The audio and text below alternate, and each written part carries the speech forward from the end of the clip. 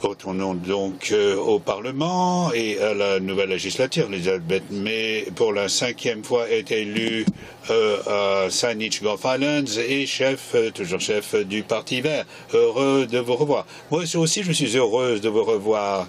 Bien, écoutez, donc nous avons été très occupés, bien sûr, ce dernier temps, sans beaucoup de vacances.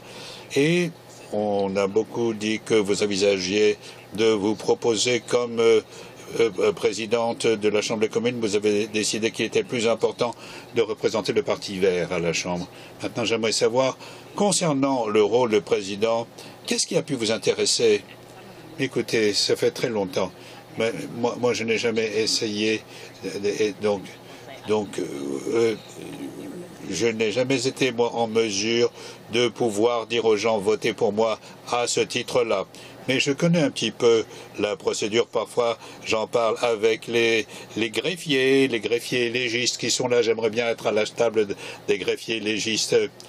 Et donc, nous avions le merveilleux Stanley Knowles à l'époque qui était membre du NPD et dans ces années 80 et 90, il préférait être là pour gouverner, en quelque sorte régir les délibérations de la Chambre des communes. Moi, j'adore le Parlement et j'aimerais que nos règles soient respectées.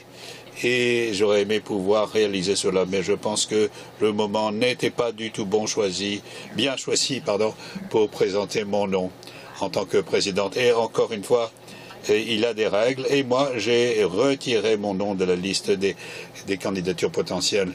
Mais alors, parlons un petit peu du respect de l'étiquette, du protocole, du savoir-vivre, de la dignité au Parlement. Et vous vous êtes souvent érigé pour protester contre ces séances trop houleuses à la Chambre. Oui. En 2011, nous nous sommes proposés et donc les gens faisaient promesse sur promesse.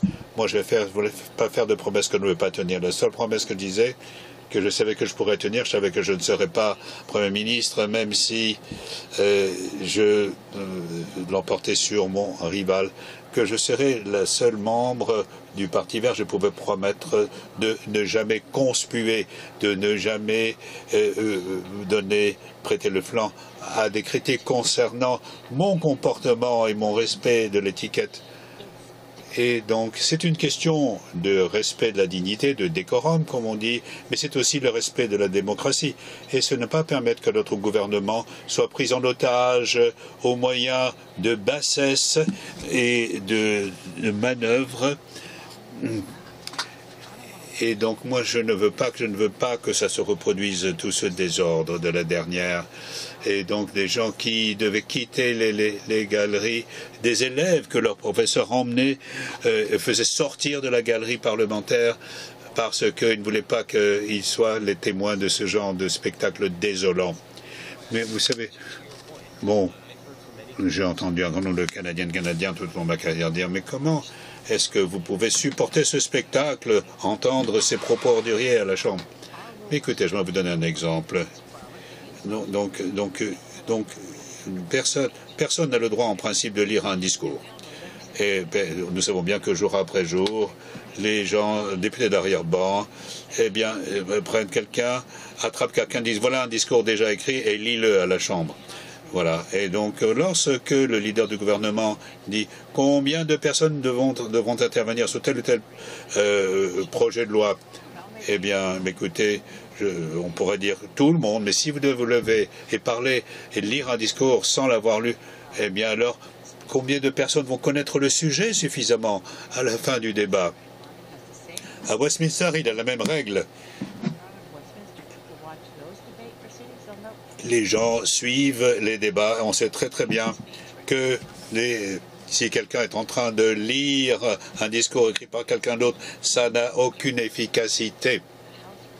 Mais c'est une façon de faire, et on va adopter les lois avec plus d'efficacité si l'on applique cette règle de l'interdiction de la lecture des gouvernements. Mais tout est fait de façon, je dirais, détournée et par des manigances. Voilà. Oui, mais il y a aujourd'hui un président. Est-ce que maintenant vous allez lancer un appel au président pour que l'étiquette soit respectée? Oui. Et je le ferai sans discontinuer.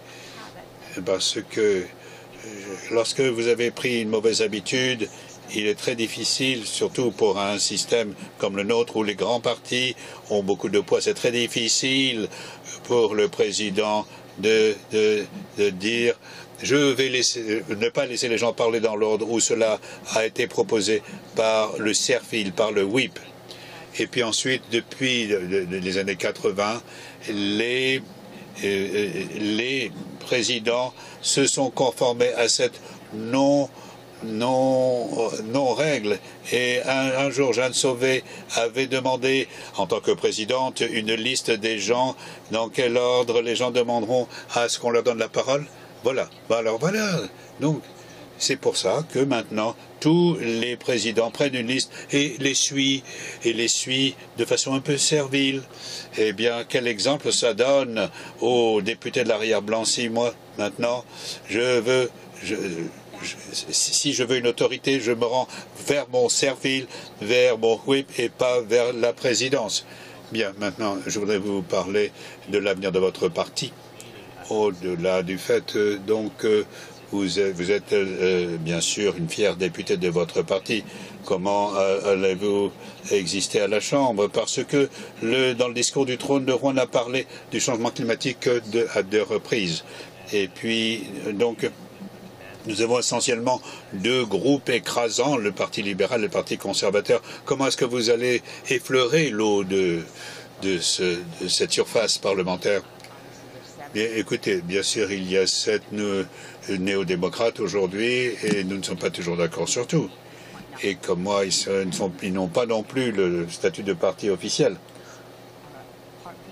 Mais d'après les règles, les gens qui sont députés et qui ont moins de 12 membres sont quand même, restent des partis officiels, ont le droit de siéger au comité et droit à la parole à la période de questions. Mais non, maintenant, c'est une loi qui a été adoptée en 1963 qui donne à ces partis des ressources financières. Donc maintenant, je vais insister là-dessus, sur les ressources financières. Donc pour l'instant, on n'a rien pour réussir à coucher par écrit, mais voir quels sont les projets de M. Carney. Et donc nous devons insister pour savoir quel est l'emploi qu'il va faire des fonds du Trésor public, parce que l'avenir de la civilisation repose maintenant au bord du gouffre. Donc je vais pousser aussi dur que je pourrai, et je sais que nos députés dans tous les partis, il y en a beaucoup qui sont d'accord avec moi là-dessus. Est-ce que vous inquiétez à propos du Premier ministre Carney parce qu'il a souligné la nécessité de la croissance économique et non pas d'une politique écologique telle que vous la concevez? Oui, le Premier ministre Carney est encore une énigme aujourd'hui, mais en tant qu'auteur, il était très très clair. Et donc le candidat Carney était plutôt peu opaque et difficile à deviner. Donc moi je suis prêt à lui donner le bénéfice du doute. Mais maintenant, moi j'ai rencontré Tim Hudson, le nouveau ministre des Ressources naturelles, qui a dit que nous voulons de l'énergie propre et nous débarrasser des combustibles fossiles. Nous avons une conversation, mais je pense qu'elle n'a pas vraiment abouti, cette conversation. Merci Elisabeth May et merci beaucoup de votre contribution. Merci Michael. Voilà, nous allons terminer avec l'ordre politique aujourd'hui, ici Michael Serapio. Et de la part de toute l'équipe de CEPAC, merci de nous avoir suivis. L'ordre politique vous revient demain soir.